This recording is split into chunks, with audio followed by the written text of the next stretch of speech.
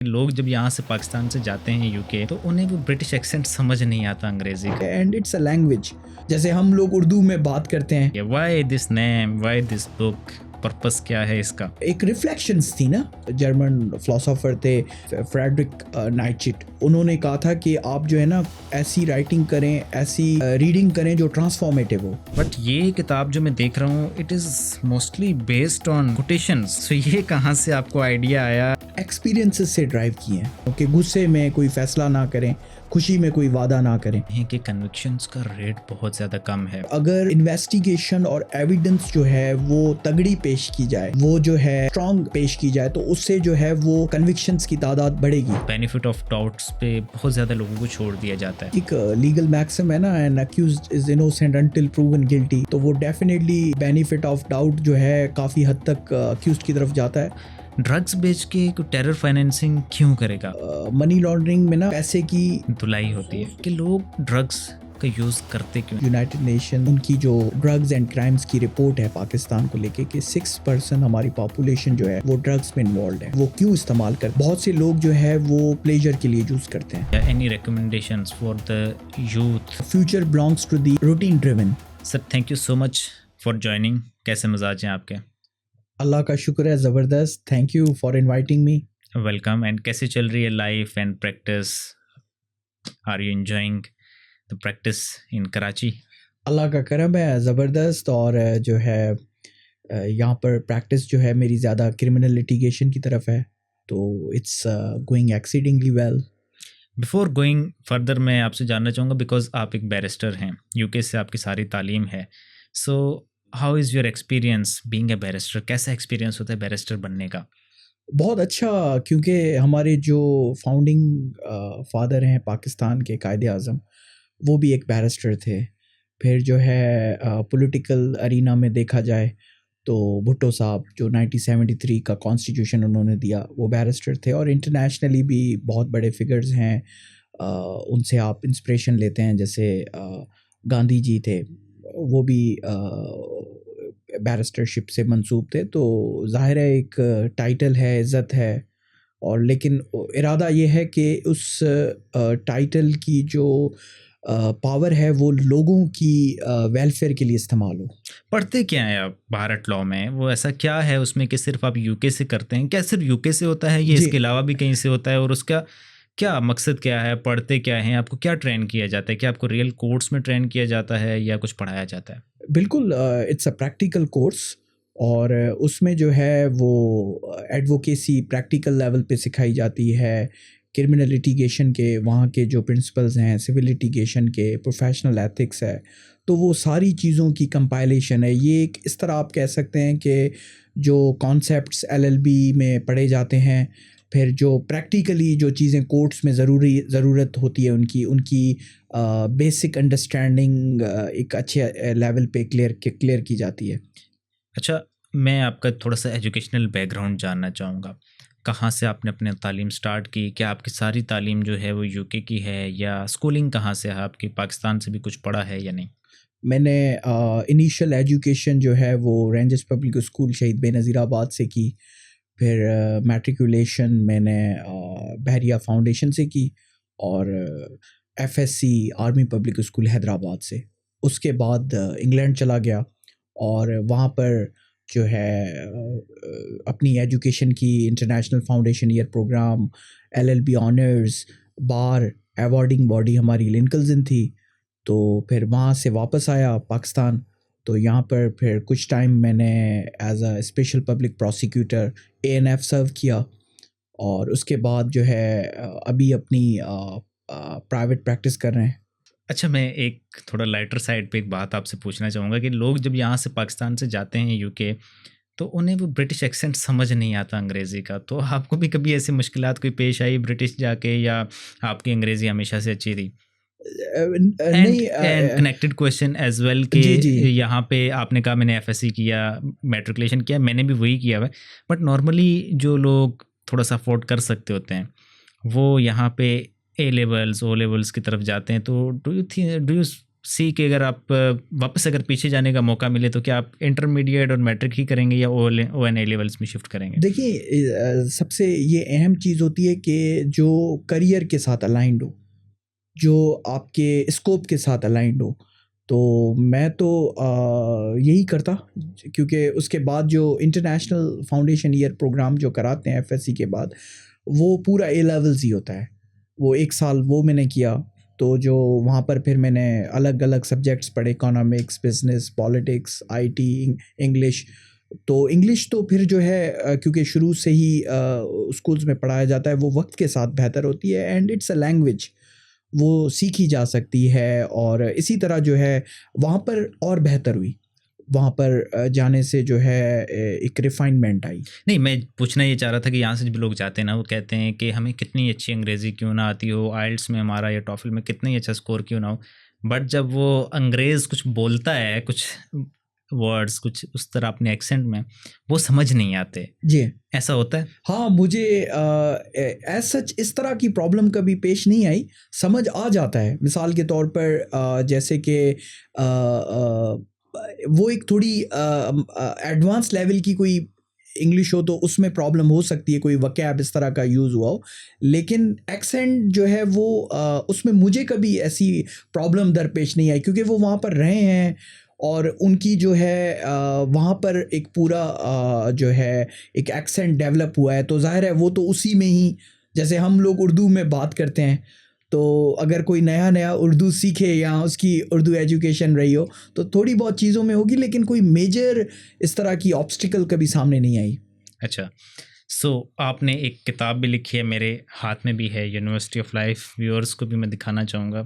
एक आपने ज़िंदगी को यूनिवर्सिटी के साथ कहा है कि ये लाइफ की यूनिवर्सिटी है। Why this name, why this book, purpose क्या है इसका? थोड़ा सा फिलोसोफर जो था बचपन से ही था मैं मेरी काफ़ी फिलोसॉफिकल आइडियाज़ भी थे। तो हुआ ये कि मैं एक हमाद भाई मैच्योर पर्सपेक्टिव और मैच्योर और रियलिस्टिक डायरेक्शन देना चाह रहा था यूथ को, क्योंकि हमारी पाकिस्तान की जो पॉपुलेशन है वो 64% अप्रॉक्सीमेटली यूथ है। तो मुझे लगा कि मेरी जो ऑब्जर्वेशंस हैं या अंडरस्टैंडिंग्स हैं वो लोगों तक, यूथ तक कन्वे हों। तो उस वजह से फिर कोविड के दौरान जो मुझे थोड़ा टाइम मिला, मैंने अपने आइडियाज़ जो है लिखना शुरू कर दिए। तो बाद में जो है आहिस्ता आहिस्ता जो है लिख के फिर एक टाइम पे मैंने 225 में डिसाइड किया कि नहीं, अभी इसको पब्लिश होना चाहिए। तो पहले अब जब शुरू से आप लिख रहे थे तो आपका कोई इरादा नहीं था कि इसको पब्लिश भी करना है? नहीं, तब सिर्फ एक जो है वो एक रिफ्लेक्शंस थी ना, कि जैसे कि कोविड के टाइम पे टाइम मिल गया तो मैंने लिखना शुरू कर दिया। फिर वो एक हैबिट डेवलप हुई, कहीं मैं जाता था तो कोटेशंस जो हैं वो इतना उसमें जो है सब्सटेंस को गेन करना मुश्किल है, लेकिन उसको आप आराम से वो कर सकते हैं कि कहीं मोबाइल पे लिख दिया, जो है कहीं लैपटॉप पे आपने कर दिया या कहीं सोशल मीडिया पे, तो इस तरह वो आप कंपाइल करते रहते हो।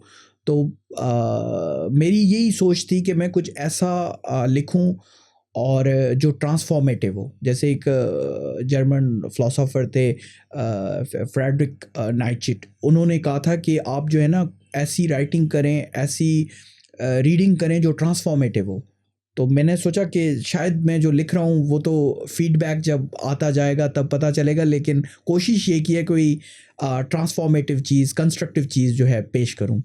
अच्छा, नॉर्मली फ़िलोसोफर्स जो होते हैं वो किताब लिखते हैं लेंथी फॉर्म में कि आपने पूरे चैप्टर्स लिखे हुए हों, उसके डिटेल आर्गुमेंटेटिव चीज़ें हों या फ़िलोसफिकल आर्ग्यूमेंट्स हों, बट ये किताब जो मैं देख रहा हूँ it is mostly based on quotations. So ये कहाँ से आपको आइडिया आया एंड इसके पीछे आपकी क्या इंस्पिरेशंस हैं? कहाँ से आपने कोटेशंस लिखने का आइडिया आया एंड ये कोटेशन सारी आई कहाँ से? ये आपकी अपनी हैं या कहीं से आपने ड्राइव की हैं, कहीं से ली हैं? एक्सपीरियंसेस से ड्राइव किए हैं, नॉलेज से ड्राइव किए हैं। एक जो खून पसीने की एक्सपीरियंसेस होते हैं, समझ बूझ होती है, दुनिया के ठोकर होते हैं, तो वहाँ से ड्राइव की है। और as far as inspiration is concern, Hammad भाई मेरी जो बड़ी इंस्पिरेशन रही इस किताब को लेके मौला अली, क्योंकि उनकी जब भी मैं कोटेशंस पढ़ता था नहजुल बलाग में, पीक ऑफ एलोक्वेंस भी कहते हैं उस किताब को, तो उसमें जो है एक डीप इम्पैक्ट रखा मेरी थिंकिंग के ऊपर, पर्सनैलिटी के ऊपर, क्योंकि उनकी जो कोटेशंस थी लाइफ को लेके, रिस्पॉन्सिबिलिटी को लेके, डिसिप्लिन को लेके, रिलेशनशिप्स को लेके, करेक्टर को लेके, तो उन्होंने मेरे ऊपर एक अच्छा असर छोड़ा, एक स्ट्रेंथ क्रिएट होती थी जब भी मैं उनके कोटेशंस पढ़ता था उस किताब में। और जब डॉन न्यूज़पेपर में तो डेली मौला का एक कोट आता है, तो काफ़ी अंदर की एक मजबूती महसूस होती थी। तो मुझे भी था कि मैं भी अपने कुछ अंडरस्टैंडिंग्स, आइडियाज़ जो हैं वो उनको कंपाइल करूं, और आहिस्ता आहिस्ता कंपाइल करके तो वो एक अच्छे तादाद में जमा हुए। तो इस वजह से मैंने ये किया। आप देखें ना कि मौला अली के जो कोट्स हैं उनमें कितना वज़न है। मिसाल के तौर पे मैं एक मफ़हूम सुना देता हूँ कि गुस्से में कोई फ़ैसला ना करें, खुशी में कोई वादा ना करें, पर इसके पीछे एक इम्पैक्टफुल मैसेज है, और उसकी जो प्रैक्टिकल इम्प्लीकेशंस होती हैं हमारी लाइफ में वो अनक्वान्टिफाइबल होती हैं। अच्छा, इस किताब को आपने नाम दिया यूनिवर्सिटी ऑफ लाइफ, तो कौन कौन से एस्पेक्ट ऑफ लाइफ हैं जो आपने यहाँ पे कवर करने की कोशिश की?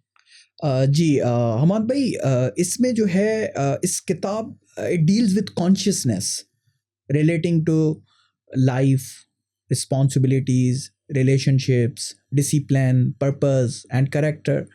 तो ये किताब जो है वो एक शऊर देती है, जो मुझे जिन चीज़ों से शऊर मिला कि मैं डिसिप्लिन को लेके क्या सोचता हूँ, मैं इंसान के किरदार को लेके क्या सोचता हूँ, या मैंने क्या महसूस किया, क्या देखा, क्या समझा, रिलेशनशिप्स को लेके मैं क्या सोचता हूँ, और जो है एम्पैथी को लेके मैं क्या सोचता हूँ, हमदर्दी को लेके मैं क्या सोचता हूँ। तो वो सारी चीज़ों की जो अंडरस्टैंडिंग्स थी मेरी, वो आहिस्ता आहिस्ता मतलब डेवलप होते होते होते फिर फाइनली जो है मैंने इनको इसी तरह। तो अगर इसको मैं नट शेल में कहूँ तो ये एक कॉन्शियसनेस की किताब है जो वेरियस एरियाज़ ऑफ लाइफ को डील करती है, जिसमें पर्पस आ गया, डिसिप्लिन आ गया, थिंकिंग आ गई, इसी तरह। अच्छा, आप स्पेशल प्रोसिक्यूटर भी रहे हैं एंटी नारकोटिक फोर्स के, वहाँ पे आपका एक्सपीरियंस कैसा था? आप करते क्या थे वहाँ पे? एक स्पेशल प्रोसिक्यूटर के जॉब के फंक्शंस क्या जी होते हैं? जी वो जी। करते क्या हैं अपनी जॉब में? मैं डील करता था कि जो ड्रग ट्रैफिकिंग के पैसों से मनी लॉन्ड्रिंग होती है, टेररिस्ट फाइनेंसिंग होती है, उनको जो है प्रोसिक्यूट करता था। कि मिसाल के तौर पे क्योंकि ड्रग्स के पैसे होते हैं तो वो मनी ट्रेल छुपाने के लिए उनको जो है वो करना होता है, कई ऐसी इदारों में पैसे लगाने होते हैं कि जहाँ से ना मतलब समझ मना ट्रेल साबित ना हो। तो उस पे फिर वो जो उनकी एफबीआर के रिकॉर्ड्स हुए, इस तरह हुए वो चीज़ें। लेकिन वहाँ पर डेफिनेटली आप एक पीपल मैनेजमेंट सीखते हैं, काम जब लोगों के साथ आप कर रहे होते हैं, पीपल मैनेजमेंट आपको समझ आती है कि नीचे से लेवल से लेके ऊपर तक जो हायरार्कियल पोजीशंस हैं उनके माइंडसेट्स क्या हैं, उनकी रिक्वायरमेंट्स क्या हैं, और ये सारी चीज़ें जो हैं वो एक्शन से आती हैं। और तो मैं समझता हूँ कि एज अ प्रोसिक्यूटर मैं अपनी ज़िम्मेदारियों से बड़ा मतलब बहुत कुछ सीखा हूँ और बेहतर काम किया है। अच्छा, पाकिस्तान में हम देखते हैं कि कन्विक्शंस का रेट बहुत ज़्यादा कम है। सो बीइंग अ प्रोसिक्यूटर, आप मुझे बताना चाहेंगे कि क्या ऐसी रीज़न्स हैं या क्या हर्डल्स हैं? Why is it so difficult to secure convictions? ये आपने बड़ा अच्छा क्वेश्चन किया, क्योंकि जो केसेस जो होती हैं ना वो इन्वेस्टिगेशन और एविडेंस से प्रूव की जाती हैं। मिसाल के तौर पे स्टेट जो रियासत होती है वो इन्वेस्टिगेट कर रही होती है, वो चीज़ें जमा कर रही होती है, और कोर्ट का काम होता है उसके ऊपर फैसला देना। क्योंकि कोर्ट जो है वो सारी चीज़ें जो हैं उनके सामने पेश होती हैं, तो वो उस हिसाब से तो हर इदारे का अपना एक रोल है, और मुल्क बनता है इदारों से। तो मैं समझता हूँ कि अगर इन्वेस्टिगेशन और एविडेंस जो है वो तगड़ी पेश की जाए, वो जो है स्ट्रॉन्ग पेश की जाए, तो उससे जो है वो कन्विक्शंस की तादाद बढ़ेगी। लेकिन मैं जब था तो कन्विक्शंस भी होती थी, अक्विटल्स भी होते थे। इस तरह डिपेंड करता है कि केस की जो है वो प्रिपरेशन कैसे की गई है। सो क्यों प्रोसिक्यूशन नाकाम रहती है कि कोई स्ट्रॉन्ग एविडेंस हमेशा पेश कर सके? बेनिफिट ऑफ डाउट्स पे बहुत ज़्यादा लोगों को छोड़ दिया जाता है, एक्विट कर दिया जाता है, चाहे शायद उन्होंने किया भी होता है, although law is designed in this way. But being a prosecutor बताएंगे कि कहाँ ऐसे फ्लॉज आते हैं कि प्रोसिक्यूशन जो है वहाँ पे बेबस हो जाती है। क्या वो इन्वेस्टिगेशन में फ्लॉज होते हैं, इन्वेस्टिगेटिंग एजेंसीज सही से काम नहीं करती, इज़ इट करप्शन जो कि एलिमेंट है, या समथिंग एल्स? एक लीगल मैक्सिम है ना, an accused is innocent until proven guilty. तो वो डेफिनेटली बेनिफिट ऑफ डाउट जो है काफ़ी हद तक अक्यूज्ड की तरफ जाता है। और क्रिमिनल में ये होता है कि आपको जो है ना बियॉन्ड रीजनेबल डाउट प्रूव करना है। सिविल में तो on the balance of probabilities के 51% प्रूव कर दिया तो वो हो गया, और उसकी थोड़ी वेरिएबल्स अलग हैं, डॉक्यूमेंटेशंस होती हैं, ये होती हैं। क्रिमिनल में जो है इस्टेब्लिश करना इतना आसान नहीं होता। इवन आप अगर देखें कि जो रॉबरीज़ होती हैं, चोरियां होती हैं, उनको भी प्रूव करना बड़ा मुश्किल हो जाता है। तो ये ज़ाहिर है, ये तो जितना बड़ी मेरे ख्याल में पनिशमेंट होती है उतना ही उस क्राइम को प्रूव करना मुश्किल हो जाता है। एज़ लॉन्ग एज़ हमारी जो इन्वेस्टिगेशन एजेंसीज़ हैं, हमारी जो लॉ इन्फोर्समेंट एजेंसीज़ हैं, उनको जो पकड़ने के जो टूल्स हैं वो इस तरह के, मिसाल के तौर पे हर जगह पर CCTVs हों, प्रॉपर जो है वो एक जो इंटरनेशनल पैमाने पे जो मेजर्स लिए जाते हैं क्राइम को पकड़ने के लिए और डिटरेंस के लिए, तो वो होंगी तो वो कम होंगी मेरे ख्याल में। उनमें हमें बेहतरी की तरफ सोचना चाहिए। आपने मनी लॉन्ड्रिंग और टेरर फाइनेंसिंग को आप जी ज़्यादातर ड्रग्स के पैसों से आप वो कर रहे थे, तो ड्रग्स बेच के टेरर फाइनेंसिंग क्यों करेगा, number 1? And how difficult is के मनी लॉन्ड्रिंग के ट्रेल्स, मनी ट्रेल्स को डिटेक्ट करना, उन्हें ट्रेस बैक करना, कितना मुश्किल होती है ये चीज़? देखें, मनी लॉन्ड्रिंग में ना पैसे की धुलाई जो होती सोर्स है। को छुपाना होता है। अगर इसको मैं एट इट्स सिंपलेस्ट पेश करूं कि पैसे की सोर्स को छुपाना होता है। अगर एक बंदा जो है वो बड़ी गाड़ियों में घूम रहा है, उसके फेज़ 8 में घर हैं, दुबई में उसकी प्रॉपर्टीज़ हैं, और इंटरनेशनली वो बड़े मौज कर रहा है, तो उसका कोई सोर्स नहीं है, तो ज़ाहिर है एजेंसीज़ उसके पीछे पड़ जाएंगी, लॉ इन्फोर्समेंट, और ज़ाहिर है उनको भी तो जो है अपना काम करना है। तो इस तरह की सूरत में जो क्रिमिनल्स होते हैं वो क्या करते हैं कि वो इस तरह की पैसों से एक लेजिटिमेट बिजनेसेस खोल देते हैं। तो उससे फिर जो होता है उनकी जो है वो सोर्स अपेरेंटली ज़ाहिर होती है, लेकिन वो किस तरह इस्टेब्लिश हुई, ये चीज़ें जो हैं वो फिर जो है क्वेश्चन मार्क हो जाता है। और ये जो है पॉइंट ऑफ इन्वेस्टिगेशन है, पॉइंट ऑफ कन्विक्शन है। तो फिर जो हमारे पास ANF के प्रोसिक्यूटर्स तो चलो अपनी जगह, लेकिन जो इन्वेस्टिगेटर्स हैं वो इस चीज़ को, क्या इस चीज़ के लिए वो ट्रेंड होते हैं, या कितने उनकी ट्रेनिंग्स होती हैं, या वो नॉर्मल इन्वेस्टिगेटर्स ही होते हैं, या कोई सेपरेट उनकी ट्रेनिंग्स होती हैं? जी देखिए, मैं तो अपने रोल के बारे में ज़्यादा वो बता पाऊँगा कि ट्रेनिंग जो होती है ना एक प्रोसिक्यूटर की, वो होता है कि वो जो स्टेट ने जो मुजरिम पकड़े हैं उनको अपनी बेस्ट लीगल एबिलिटीज़ के साथ और कैपेबिलिटीज़ के साथ उसकी कन्विक्शन करा दे और अच्छी लीगल एडवाइस दे। मिसाल के तौर पे ऐसा भी है कि अगर उसको लगता है कि कोई जो है बेगुनाह फंसा गया है, तो वो अपने डिपार्टमेंट को बता सकता है, मेरे नज़र में, कि प्रोफेशनल एथिक्स की अगर उसको लगता है कि किसी जगह पे कोई लीगल एम्बिग्यूटी है, लीगल वेगनेस है या वहाँ पर, तो ये चीज़ें जो हैं मेरे ख्याल में प्रैक्टिस में ज़्यादा मजबूत होती हैं। प्रोसिक्यूशन जो है वो प्रैक्टिस में मजबूत होती है, लीगल रिसर्च करने से मजबूत होती है। रीसेंट जो लॉज हैं उनके साथ जो है आपके आर्ग्यूमेंट्स अलाइंड हों। सर, आप चूँकि ANF का पार्ट थे, ANF डील्स विद ड्रग्स, मैं एक साइकोलॉजिकल क्वेश्चन आपसे पूछना चाहूँगा कि लोग ड्रग्स का यूज़ करते क्यों हैं? Because it is a big industry, बहुत पैसा है इसमें, लेकिन एट द एंड कोई ना कोई इसको यूज़ करता है, there is a large number of consumers. तो लोग इसको क्यों यूज़ करते हैं? आखिर क्या सोचते हैं? ना तो कोई उसका टेस्ट अच्छा होता है, ना उसके कोई इफेक्ट्स अच्छे होते हैं, तो why do people choose drugs? देखिए हमारी जो अभी नेशनल लेवल की डेटा जो है यूनाइटेड नेशंस जो उनकी जो ड्रग्स एंड क्राइम्स की रिपोर्ट है पाकिस्तान को लेके कि 6% हमारी पॉपुलेशन जो है वो ड्रग्स में इन्वॉल्व है। और अभी जो स्टैटिस्टिक्स आए हैं कि 6.8 मिलियन जो हैं वो ड्रग्स में हैं, लोग जो है ड्रग्स ले रहे हैं। और उसमें जो है 4 मिलियन लोगों को फ़ौरन जो है उनको वो चाहिए, तिब्बी इमदाद चाहिए। They have to be into the rehabilitation centres as earliest as possible. तो ये चीज़ें जो आपने कही कि वो क्यों इस्तेमाल करते हैं, देखिए इसमें वेरियस रीजंस हैं।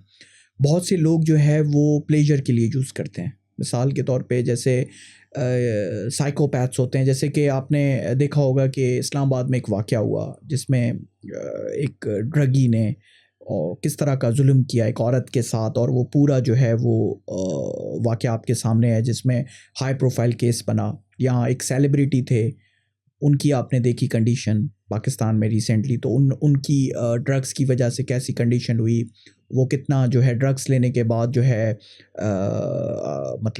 कितना नुकसान किया उन्होंने पाकिस्तान का भी, अपने नाम का भी। तो इसी तरह मैं आपको कहूँगा कि प्लेजर के लिए लोग यूज़ करते हैं, या जिन लोगों की लाइफ में कोई पर्पज़ ना हो उसके लिए भी यूज़ करते हैं।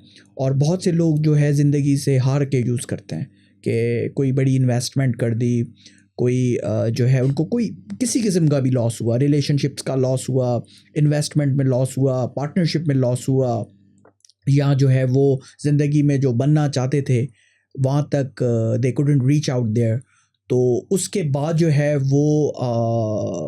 वो इन चीज़ों का इस्तेमाल करना शुरू करते हैं। तो फिर जो है उसकी ज़ाहिर है रिपरकशंस होती हैं जब भी हम कोई ऐसी चीज़ करते हैं, देखिए ज़ाहिर है इसकी इतनी रीज़न्स हैं ना, जो इंटरनेशनल लॉज हैं उसके ऊपर, कन्वेंशंस हैं, ट्रीटीज़ हैं, नेशनल लेवल पे फेडरल के लॉज हैं।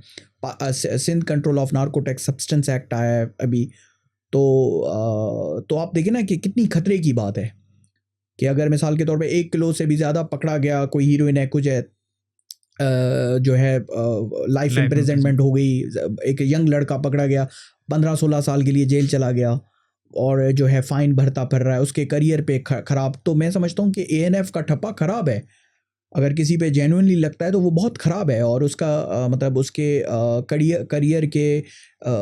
करियर का बहुत बड़ा नुकसान है इस चीज़ को लेके। अच्छा, एएनएफ वाले जो ड्रग्स यूज़ करने वालों को भी पकड़ते हैं या सिर्फ बेचने वालों को, या जो डीलर्स होते हैं उन्हें? नहीं, पकड़ते तो दोनों को हैं, लेकिन अगर मेरे ख्याल में ज़्यादा फोकस जो ये जो है सप्लाई करते हैं ना, जो ये बनाते हैं और ये वो करते हैं, इनके ऊपर अगर किया जाए ना तो वो रूट कॉज ख़त्म हो जाएगा। सिम्टम जो है उसको ट्रीट करने से पहले बेहतर है रूट कॉज को ख़त्म किया जाए, तो सिम्टम्स तो आना ही बंद हो जाएंगे। जो कंजम्पशन के लिए लेते हैं तो वो कहीं जाते हैं ना, वो खुद तो नहीं उगाते, या खुद तो नहीं वो चीज़ें जो है स्मगलिंग करते हैं। ज़ाहिर है उनको इजी तरीका है, जो है वो जाके अपना क्विक वे टू एक्सेस है सप्लायर के पास। जितना ज़्यादा सप्लायर्स को पकड़ेंगे उतना ही जो है इसमें जो है ना वो ग्राफ गिरेगा। अच्छा, आपने अपनी जो बुक है इसे डेडिकेट किया है फ़लस्तीन के लिए, जी।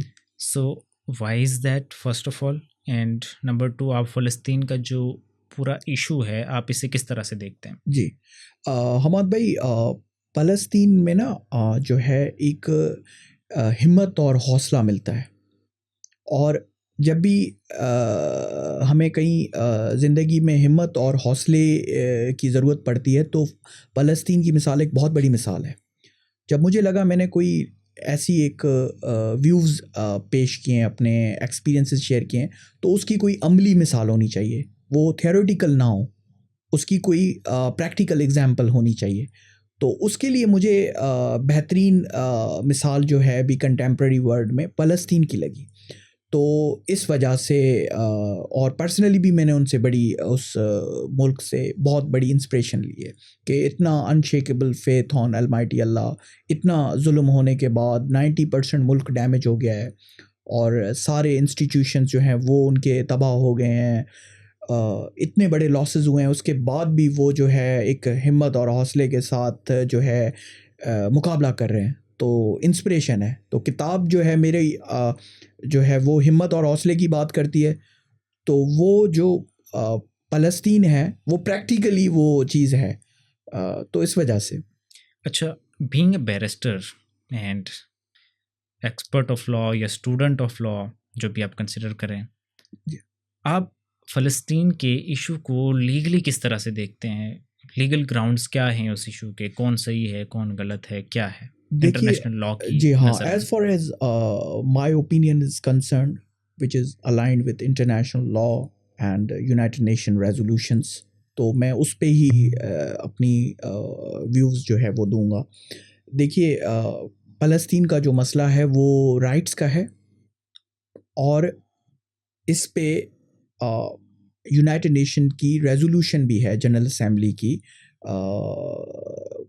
तो वो उस पे क्लियर है, राइट टू सेल्फ डिटर्मिनेशन, कि फ़लस्तीन को राइट है वो अपनी इज़्ज़त और वक़ार के साथ रहें, अपनी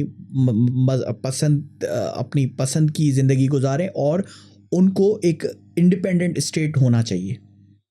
अब जो है अभी जो फ़लस्तीन की जो कंडीशन है उसमें इंटरनेशनल लॉज़ की बहुत बड़ी वायलेशन हुई है, इंटरनेशनल ह्यूमैनिटेरियन लॉज़ की बहुत बड़ी वायलेशन हुई है।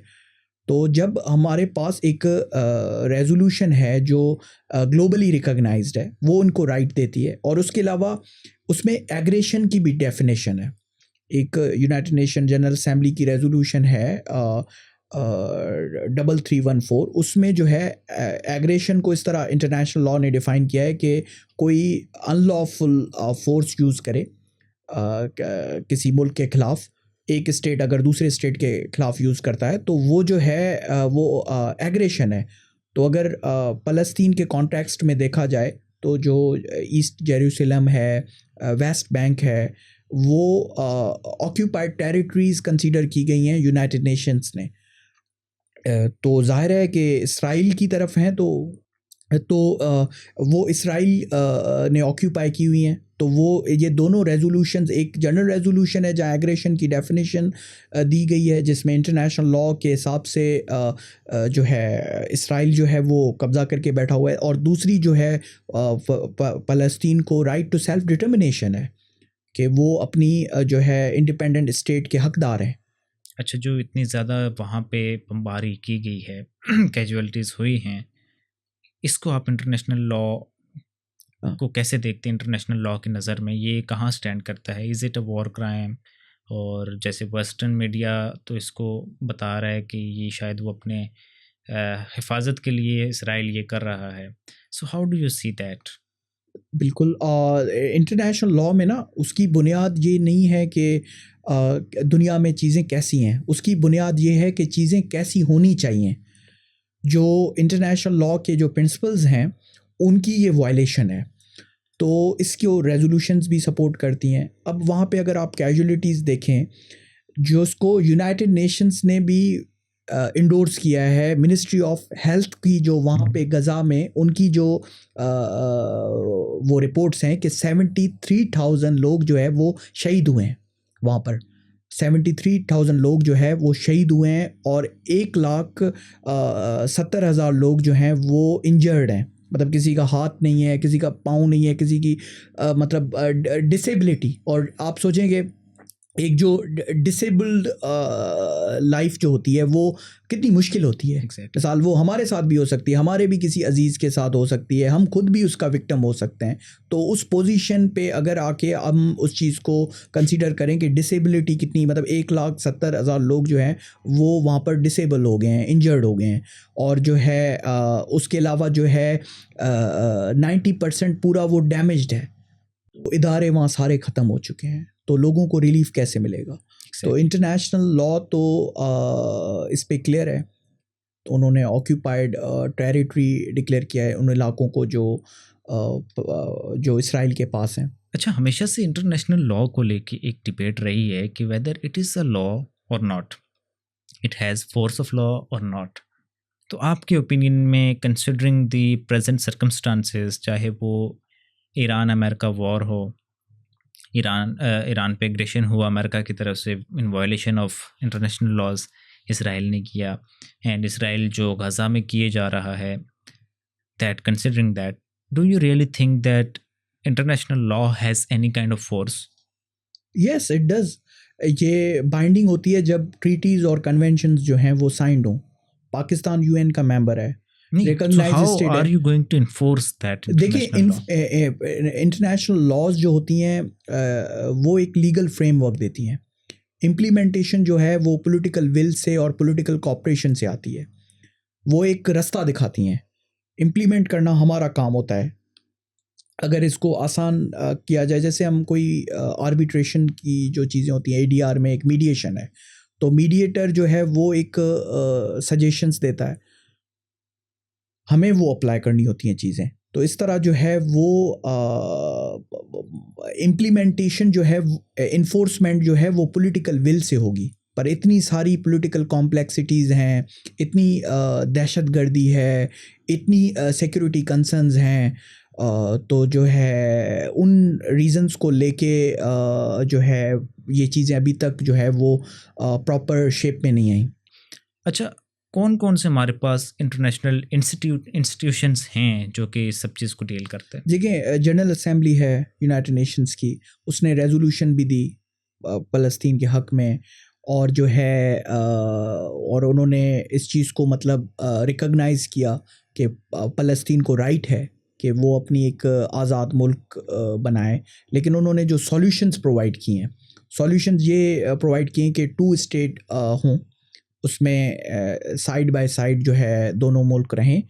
लेकिन जो इस चीज़ को भी अच्छा उन्होंने रिकॉग्नाइज़ किया कि 1967 से प्री बॉर्डर जो था फ़लस्तीन के पास जो टेरिटरीज़ थी वो उनको वापस की जाएं, और ये मुल्क साथ रहें पीस के साथ, सिक्योरिटी के साथ और हार्मनी के साथ। अच्छा, पाकिस्तान का इस सारी सिचुएशन में क्या रोल है? पाकिस्तान फ़लस्तीन के इशू पे किस तरह से अपना रोल अदा कर रहा है, एंड इफ़ेक्टिवली कर पा रहा है या नहीं? पाकिस्तान का बड़ा मुफीद रोल है, क्योंकि हम तो इसराइल को रिकॉग्नाइज़ ही नहीं करते, ये क्लियर है। और उसके अलावा पाकिस्तान ने हमेशा हर फोरम पे, यूनाइटेड नेशंस हो या जो भी इंटरनेशनल फोरम्स हों, उस पे जो है इस चीज़ को जो है वो कंडेम किया है, वेमेंटली कंडेम किया है कि जो इसराइल ने जो फ़लस्तीन के साथ, अब आप खुद देख लें कि 73,000 लोग शहीद हो चुके हैं, और इससे बड़ा क्या मतलब, इससे बड़ा क्या नुकसान हो, जेनोसाइड हो, उससे ज़्यादा क्या हो। तो जो है उसके अलावा जो है हमारे जो फाउंडेशनल पोजीशन है वो हमारी पॉलिसीज़ को अलाइन करती है। कायदे आज़म ने भी इस चीज़ को जो है कंडेम किया, और इसराइल की जो ऑक्यूपेशंस थी उनको जो है उन्होंने क्लियरली जो है वो अपोज़ किया। तो पाकिस्तान तो हर फोरम पे जो है इस चीज़ को कंडेम कर रहा है, इसराइल को एज अ स्टेट जो है वो एक्सेप्ट ही नहीं करा। इवन हमारे पासपोर्ट में भी ये चीज़ मैंशनड है, हम जा नहीं सकते वहाँ। जी जी। अच्छा, एनी सजेशंस या any recommendations for the youth of this country या इन जनरल? हाँ, देखें यूथ जो होती है ना वो दुनिया की सबसे बड़ी फ़ौज होती है, और पाकिस्तान के पास 64% यूथ है। तो मेरे ख्याल में मैं ये मैसेज दूंगा कि यूथ को जो है वो एक पर्पस चाहिए लाइफ में, उनको एक मकसद चाहिए, पर उसके साथ उनको एक डिसिप्लिन चाहिए। जैसे कि मेरी किताब में मैं एक कोटेशन है मेरी उस पे कि future belongs to the routine driven. हर एम्बिशियस आदमी की रूटीन होती है, तो इसी तरह मैं यूथ को कहूँगा कि आप एक पर्पस बनाएं और उसको डिसिप्लिन के साथ फॉलो करें। What is your favorite quotation from your book? हाँ, मेरी जो है वो ये है कि discipline is the mother of all achievements. So सबको डिसिप्लिन रहना चाहिए। हाँ, जब कुछ बड़ा हासिल करना है तो फिर सैक्रिफाइसेस तो करने पड़ते हैं। Exactly. Thank you so much for your time, sir. It was wonderful discussion and I hope you enjoyed. जी, एंड व्यूअर से भी ये रिक्वेस्ट है कि अगर पॉडकास्ट अच्छा लगे इसे लाइक करें, दोस्तों के साथ भी शेयर करें, and get this book if you can. कहाँ से मिलेगी सर? सर ये जो है उर्दू बाज़ार में अवेलेबल है, और जो है दूसरी जो भी कराची के जो आउटलेट्स हैं उनमें ये आपको मिलेगी। सो ज़रूर लें, एंड मिलते हैं अगली पॉडकास्ट में। तब तक के लिए अल्लाह हाफ़िज़।